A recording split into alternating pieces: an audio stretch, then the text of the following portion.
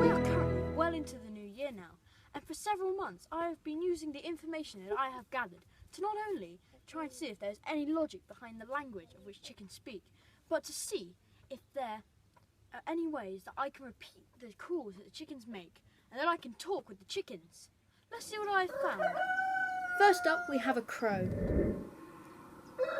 This is for cockerels to signal their territory. Then we have an alarm call. This is to signal danger and is to warn other birds within the flock. Chickens, like meerkats, have more than one danger call. Let's take a closer look at these. The first is to signal aerial danger, like birds of prey. The second is to signal ground danger, like foxes or snakes. Then we have separated feeding call. This is to tell other birds that there is an abundance of food in that particular area.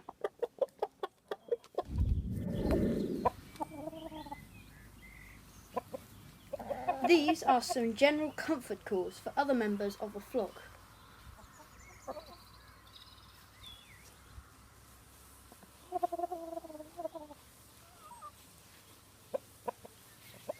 These are just a few of the main types of calls that chickens themselves say.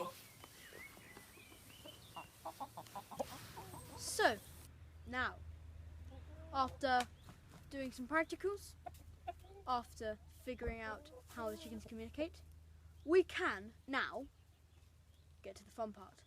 We can talk with the chickens. By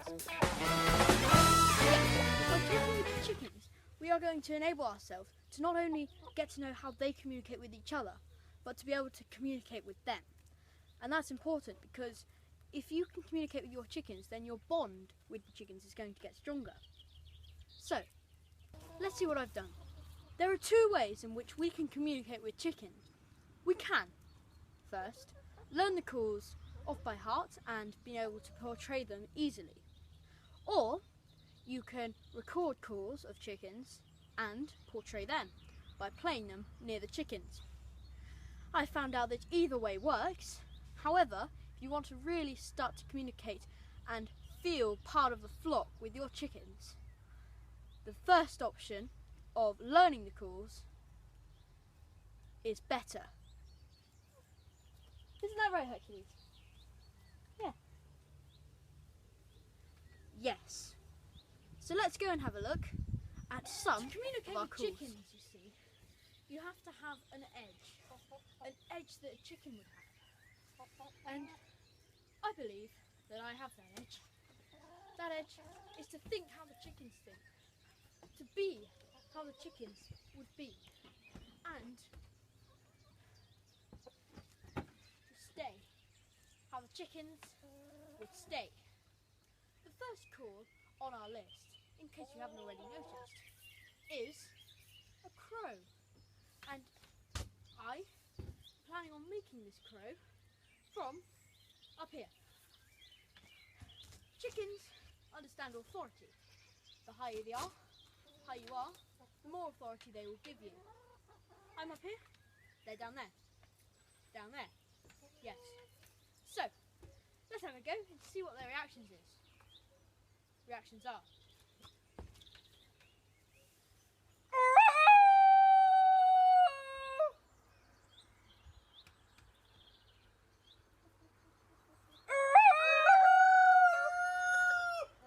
As you can tell, they've also started to crow. Hercules has anyway.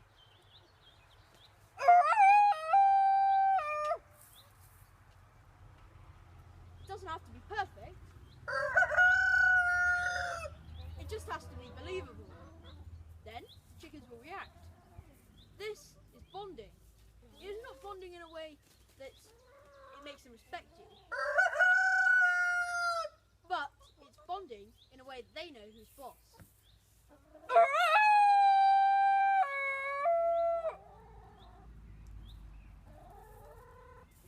And so, to conclude that, we've found that by crowing,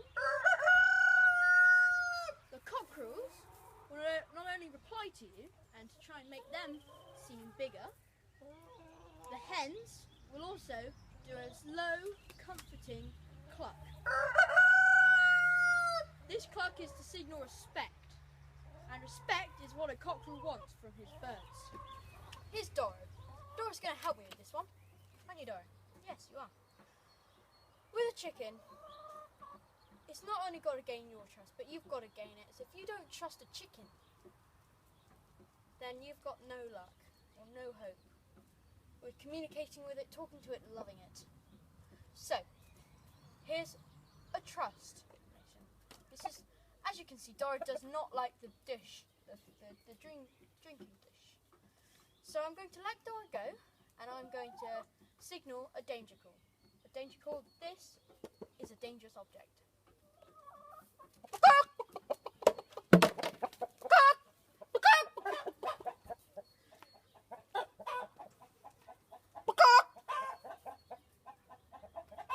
As you can hear, chickens aren't impressed, and that all stemmed from my danger call.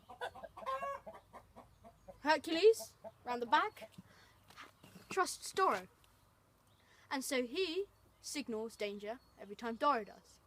Doro and Hercules trust me, and so they signal danger every time I do. It is a relationship that has to be trusted, and that's why danger is a very important topic. So, currently, in my hand here, I have my iPad, and I am going to play a noise which I cannot say, or at least make it so that my chickens can understand what I'm getting at. This is previously recorded from Hercules here, and it is the separated feeding call. Let's see what our chickens make of it on full volume.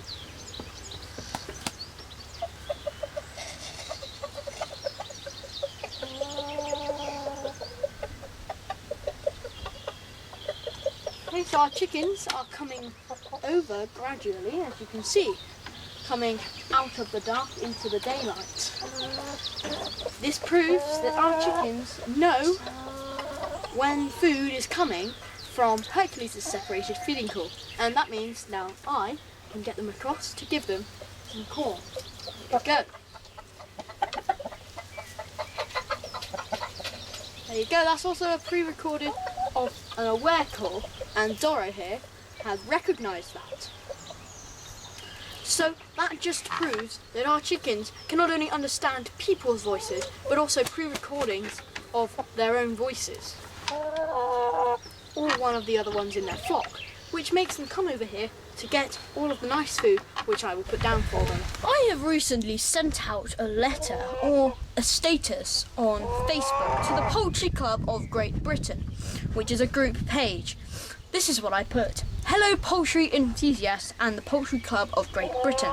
I come in hope of some explanations of a chicken's language on how they communicate. I'm making a documentary on the topic, so facts and things like that would be great. Many thanks, Alex Chapman. The first comment I had, which was at 4:31 yesterday from Julia Keeling, she says, they don't have a complicated language, but there is a definite, easily recognisable call from danger above, which we have recently covered, which has every bird running for cover. There is also a very obvious calling of chicks by a broody hen when she has found something good to eat, which is what we covered with Hercules. Also that is a cockerel as well as a fairly low constant reassuring sound, which is also what we have covered. So we have also got Frances Bassam, I believe. Sorry if I pronounced that wrong. You need to read The Behaviour of the Domestic Chicken by D. Wood Gush. It dates from the 1950s, but I seem to recall a whole chapter about communication. That is The Behaviour of Domestic Chicken by D. Wood Gush. Sounds a very good book. I'm going to buy it. There is also The Chicken Song by Fenella Frizzle, which I'm not going to show because it is rather funny, but you can have a look at that in your own time. The link will be below, possibly. And Sibhan Mukhail, I'll just say Mrs. Mukhail, she says, I suspect there is some subtlety, as I have hens who want to sit on the nest box. When I move them to do the daily clean, they go out, squawk, fetch the cockerel, bring him back to deal with me, at which point he shrugs and walks away with a smiley face. Now, Mrs. Mukhail, that sounds like a very interesting relationship you've got with your chickens. Sounds like pretty tame cockerel, pretty untamed hens, I'm not sure. But that is a very interesting thing you've just put on here. So I would like to thank everyone who commented on my status, and we can now go on to the conclusion. So, after seeing how clever our chickens are, after seeing how our chickens communicate, after trying and attempting to communicate with them, after seeing how other people think of the communication skills of chickens, we have hopefully learned in this short video that was shorter than expected but was just as information packed, how clever chickens are, and that you can now talk with the chickens. Thank you very much for watching. I am Alex Chapman, aka The Animal Guy 1, and this has been Talking with the Chickens. Goodbye.